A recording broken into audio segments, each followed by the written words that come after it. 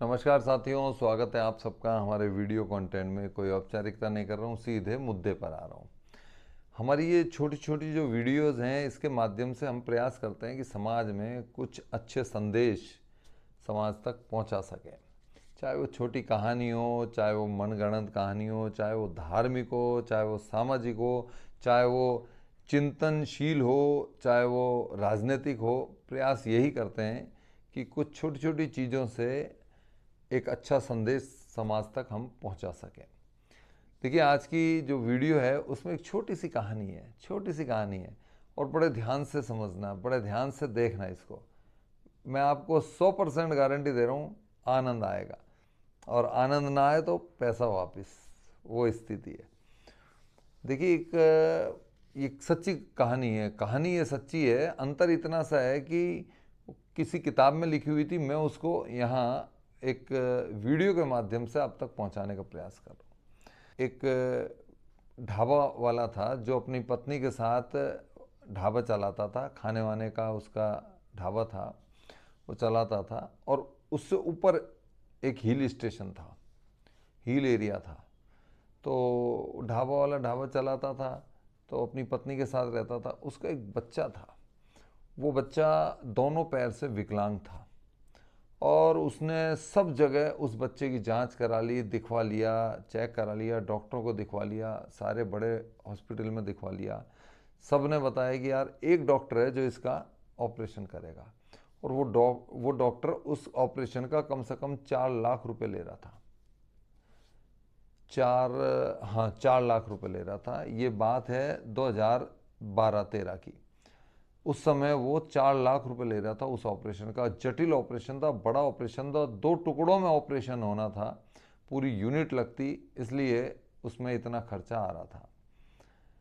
अब वो इतना गरीब था ढाबे वाला कि उसके पास पैसे ही नहीं थे। तो वो सोचता था कि मैं एक बार वहाँ जाऊँगा, डॉक्टर से मिलूँगा, क्योंकि उसको उसको नहीं पता था कि 4 लाख रुपए लगेंगे या 3 लाख रुपए लगेंगे। उसको तो लोगों ने, जब लोग से जब बात होती थी तो लोग उसको बताते थे कि यार ये ठीक तो कर देगा, ऑपरेशन होगा, लेकिन इसमें इतना रुपए खर्च आएगा, 3-4 लाख रुपए का।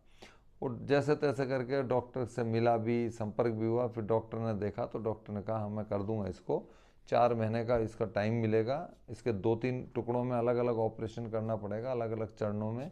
और इसका ऑपरेशन से बाद में ये चलने लायक स्थिति में हो जाएगा। तेज़ तो नहीं चलेगा, पर ये अपनी ज़िंदगी जी लेगा। उसके दोनों पैर काम नहीं करते थे, स्पाइन का ऑपरेशन होना था। और 7 साल का बच्चा था उनका। तो अब ऐसे में उनके पास पैसे नहीं थे, तो वो बच्चे को वापस ले आए। फिर वो देसी उपचार में लग गए। कोई कहता कि ऐसे लगा लो, कोई कहता इसका तेल लगा लो, ऐसे मालिश करो, बेचारे करते रहते थे। डॉक्टर, एक बार क्या हुआ कि वो डॉक्टर अपने परिवार के साथ घूमने आया। देखिए आप कैसे ईश्वर मदद करते हैं। डॉक्टर अपने परिवार के साथ घूमने आया एक बार।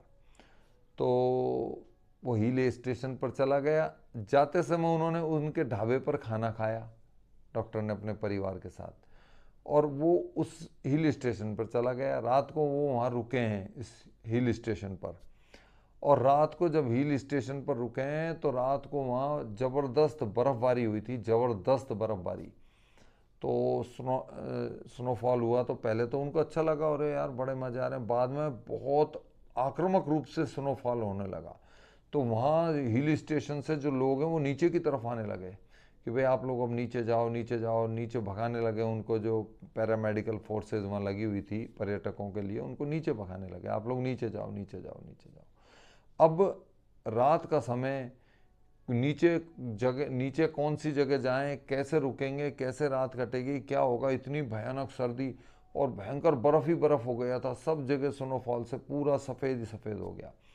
वो अपने परिवार के साथ जान बचाकर डॉक्टर इतने इतने बर्फ़ में से निकल कर बड़ी मुश्किल से वो उनके ढाबे तक आया। उनके ढाबे तक भी मौसम ऐसा ही था, बर्फ़ बर्फ़ गिरी हुई थी काफ़ी। तो उनको एक रोशनी जलती हुई दिखाई दी। उन्होंने कहा यार ये ढाबा है, यहाँ हम सुबह हमने यहीं खाना खाया था। तो वो ढाबे पर उन्होंने गेट वेट बजाया, ढाबा बंद हो चुका था। उन्होंने गेट वेट बजाया, उन्होंने कहा कि भाई, तो गेट खोला उसने, आदमी ने। उन्होंने कहा कि भैया आप कैसे? बोले भाई ऐसे ऐसे बर्फ़बारी होगी। बोले हाँ आज मौसम ख़राब हो रहा था, भयंकर बर्फ़बारी हुई है, हमारे यहाँ भी हुई है लेकिन ऊपर ज़्यादा हुई है हिल में। तो बोले सबको भगा रहे हैं और ऐसे ऐसे सभी लोग निकल निकल कर आ रहे हैं, हमारे पास तो कोई व्यवस्था भी नहीं है ऐसी, अब हम रात को कैसे गुजारें? तो आज रात आप यहीं हम बैठ के गुजार दें, जैसे भी आपके पास एक कमरे में कहीं पर भी कोने में बैठ जाएंगे, कहीं कोई सीगड़ी वगैरह दे देना ताकि हम वहाँ हाथ वाथ अपना सेक लें। अब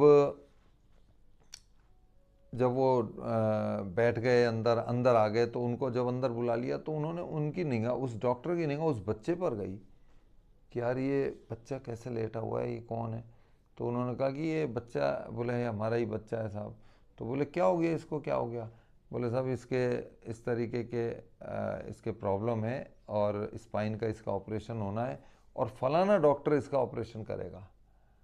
तो डॉक्टर को अचंभा हुआ।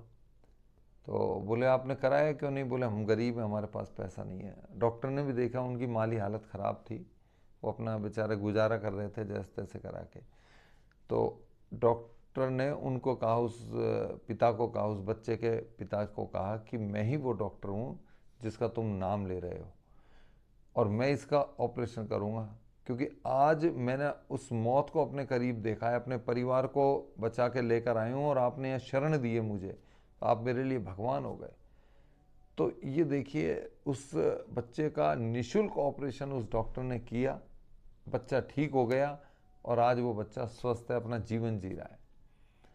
दोस्तों मेरी इस वीडियो बनाने का माध्यम सिर्फ इतना सा है, कहीं ना कहीं ईश्वर आता है और कहीं ना कहीं ईश्वर मदद करता है, खुद चलकर ईश्वर इसी रूप में आता है।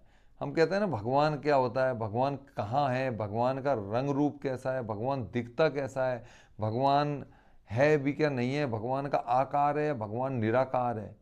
अपन ये बहस करते हैं ना, ये फालतू की चीज़ों में अटकते हैं, ये बिल्कुल गलत है। हम इन सब चीज़ों से बाहर आए, ईश्वर इसी रूप में आता है जिस रूप में वो डॉक्टर आया था, क्योंकि उनके पास पैसे नहीं थे और डॉक्टर आया, उनके शरणागत हुआ, डॉक्टर ने शरण लिए उनके घर पर, रुका है रात को, और डॉक्टर ने जब देखा है तो डॉक्टर ने कहा कि मैं इसका ऑपरेशन करूंगा और डॉक्टर ने उसका ऑपरेशन किया। वो डॉक्टर नहीं था दोस्तों, साक्षात ईश्वर थे, वो डॉक्टर के रूप में आए। तो कहीं ना कहीं हम यदि इन सब चीज़ों को समझें, माने, तो ईश्वर कहीं ना कहीं किसी न किसी रूप में मदद करता है और आता है। अपनी अगली आध्यात्मिक वीडियो में फिर मिलूंगा, तब तक के लिए जय हिंद, वंदे मातरम।